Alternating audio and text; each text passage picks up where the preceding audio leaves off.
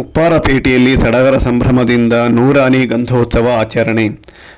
ಚಿಂತಾಮಣಿ ತಾಲೂಕಿನ ಅಂಬಾಜಿ ದುರ್ಗಾ ಹೋಬಳಿಯ ಉಪ್ಪಾರಪೇಟೆ ಗ್ರಾಮದ ಹಜರತ್ ಸೈಯದ್ ಜಿಂದೆ ಮದರ್ ಶಾವಲಿ ಮತ್ತು ಹಜರತ್ ಬಡ್ತೆ ಪೀರ್ ಬಾಬಾ ದರ್ಗಾ ನೂರಾನಿ ಗಂಧೋತ್ಸವ ರಾತ್ರಿ ಸಡಗರ ಸಂಭ್ರಮದಿಂದ ಆಚರಿಸಲಾಯಿತು.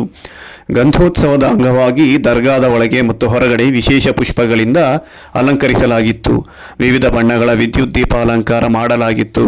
ರಾತ್ರಿಯಲ್ಲಿ ದರ್ಗಾ ವಿದ್ಯುತ್ ದೀಪಗಳಿಂದ ಬಹುದೂರದವರೆಗೂ ಜಗಮಗಿಸುತ್ತಿತ್ತು. ಮುಖಂಡ ಸೈಯದ್ ಜಿಯಾವುಲ್ಲಾ ಮಾತನಾಡಿ, ಪ್ರತಿ ವರ್ಷ ನೂರಾನಿ ಗಂಧೋತ್ಸವವನ್ನು ಹಿಂದೂ ಮುಸ್ಲಿಮರು ಸೇರಿ ಒಟ್ಟಾಗಿ ಮಾಡುತ್ತೇವೆ. ಪುರಾತನ ಕಾಲದಿಂದಲೂ ಈ ಪದ್ಧತಿ ಮುಂದುವರಿಯುತ್ತಾ ಬಂದಿದೆ.